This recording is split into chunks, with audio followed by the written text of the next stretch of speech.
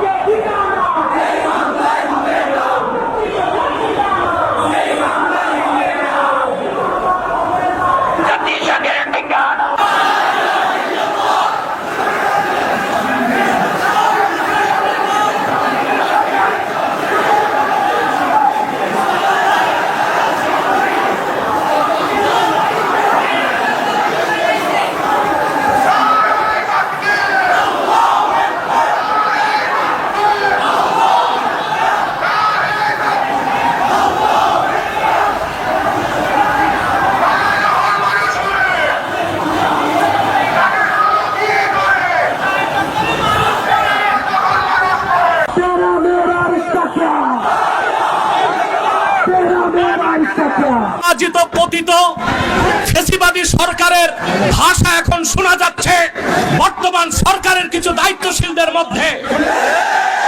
যেভাবে 16 বছরের ফ্যাসিবাদ ভেসে গেছে, আরেকটা বিপ্লবের তরে মার্কিন দালাল যারা বাংলাদেশে মার্কিন এজেন্ডা বাস্তবায়ন করতে চাও তারাও ভেসে যাবে। প্রিয় ভাইরা, আপনারা দেখেছেন জাতিসংঘের বিতর্কিত মানবাধিকার কমিশন ঢাকায় কার্যক্রম শুরু করেছে। আমরা এটা চাই নাই। পৃথিবীর 16টি যুদ্ধ বিধ্বস্ত রাষ্ট্রে জাতিসংঘ মানবাধিকার কমিশন কাজ করে। আমার প্রশ্ন, বাংলাদেশ কি যুদ্ধ বিধ্বস্ত না স্বাধীন বাংলাদেশ? তাহলে এখানে জাতিসংঘের মানবাধিকার কমিশন কেন? তাহলে বোঝা যাচ্ছে মার্কিন দালালরা বাংলাদেশকে যুদ্ধের দিকে ঠেলে দিচ্ছে। এক সাগর রক্তের বিনিময়ে হলেও 55,000 বর্গ মাইলের বাংলাদেশের কোন 1 ইঞ্চি জায়গায় মার্কিন আগ্রাসনকে প্রতিষ্ঠিত হতে দেওয়া হবে না, হবে না, হবে না। প্রয়োজনে সাইফুদ্দিন কুতুস, রকনুদ্দিন বাইবাস, শাহজালাল ইয়ামানির উত্তরসূরিরা আরেকবার দেশের স্বাধীনতা রক্ষায় সশস্ত্র বিপ্লবের ডাক দিতে বাধ্য হবে। আমি বলে থাকি, জাতিসংঘ, United nation is nothing but A Christian club. জাতিসংঘ মুসলমানের পক্ষে কখনো কাজ করে না। অমুসলিমদের অধিকার রক্ষাই তাদের কাজ। গাজাতে বছরের পর বছর নিরীহ মুসলমানকে হত্যা করা হচ্ছে, সেখানে মানবাধিকার কমিশন কেন না? কাশ্মীরে মুসলমানদের হত্যা করা হচ্ছে, সেখানে মানবাধিকার কমিশন কেন না? চায়নার উইগুরে মুসলমানদের হত্যা করা হচ্ছে, সেখানে মানবাধিকার কমিশন কেন না? আমরা জানি মানবাধিকার কমিশন কেন। আল্লাহ ও তার আখিরি নবী নূর নবীজি মুহাম্মদ সাল্লাল্লাহু আলাইহি ওয়াসাল্লামের আরশচুম্বী সম্মান মর্যাদার বিরুদ্ধে যে কুলাঙ্গার সাতেম কাফেররা বক্তব্য দিবে, তাদের শাস্তির দাবি করলেই মানবাধিকার কমিশন তাদের পক্ষে ঢাল হয়ে দাঁড়াবে।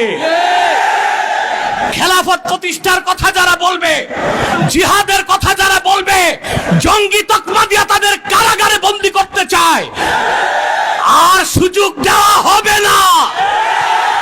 কোন একজন আলেমকে জঙ্গি তকমা দিয়ে জেলখানায় ঢুকালে জেলখানার ইটগুলোকে একটা একটা ছুটিয়ে দিবে বাংলা।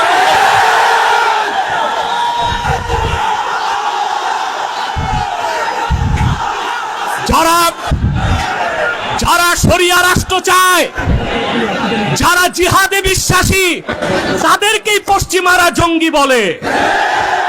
আর যারা বুলেট নয়, ব্যালটের পূজারি, ওইসব পীর আর মৌলবীদেরকে পশ্চিমারা মডারেট মুসলিম বলে। তারা মডারেট মুসলিম না, মুনাফেক মুসলিম। প্রিয় ভাইরা, জঙ্গি শব্দের উৎপত্তি কখন থেকে? টুইন টাওয়ার হামলার পর থেকে পশ্চিমারা প্র্যাকটিসিং মুসলিমদেরকে প্রশ্নবিদ্ধ করতে, জিহাদের বিরোধিতা করতে জঙ্গি শব্দ আমদানি করেছে। আর পশ্চিমাদের পা চাটা গোলাম প্রথম আলো কর্তৃপক্ষ এই জঙ্গি নাটকের পক্ষে তাদের বুদ্ধিভিত্তিক সহযোগিতা করেছে।